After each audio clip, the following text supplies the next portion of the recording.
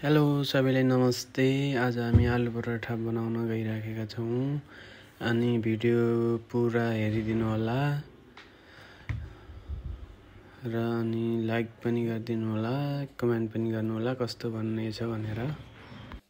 हरियो धनिया अनि हरियो खुर्सानी हाल्ने अनि लाल मिर्च, हल्दी अनि धनिया पाउडर, गरम मसला, किचन किङ अनि नमक पनि आयो यसरी भुनेको जिरा अनि नमक हालेर राम्रोसँग मिलाउने। अब हाम्रो मिजा रेडी भइसक्यो पराठाको लागि।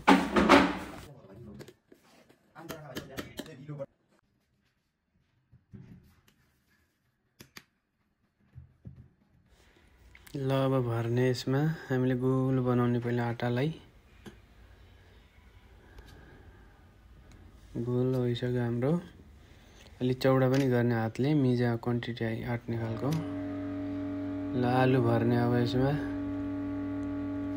अलि धेरै भयो, अलि आफ्नो क्वान्टिटी कति छैन त्यही अनुसारले हाल्नुपर्छ। अनि मोमोको टाइपको गरेर गोल बनाउने। ल रेडी भइसक्यो हाम्रो। अब हातले हल्का चौडा गर्ने अनि त्यसपछि बेलनले राम्रोसँग बेल्ने।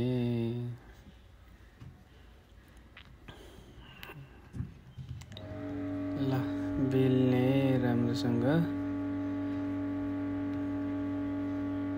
बेल्ने।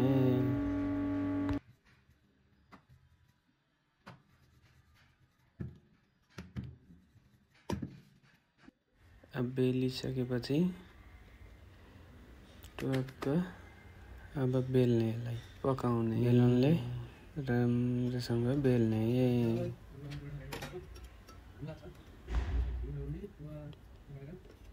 ल पाकिसक्यो। अब घी लगाउने।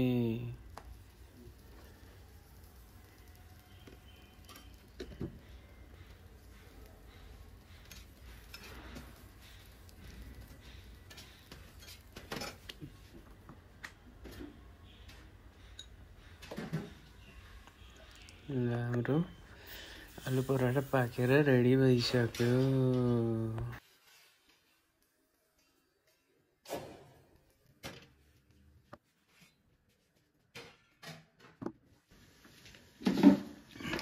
हेलो गाइज, अब हामी पराठा बनाइसक्यौँ। अब खाना चेक गर्दैछु। तपाईँ पनि यस्तो आलुको पराठा बनाएर खानु होला। दहीसँग टक्क।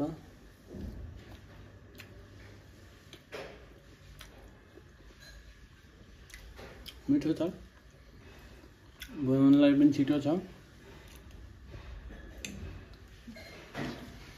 भिडियो कस्तो लाग्यो कमेन्ट गरिदिनु होला, लाइक गरिदिनु होला अनि फेसबुक पेजलाई फलो गरिदिनु होला, युट्युब च्यानललाई सब्सक्राइब गरिदिनु होला। धन्यवाद।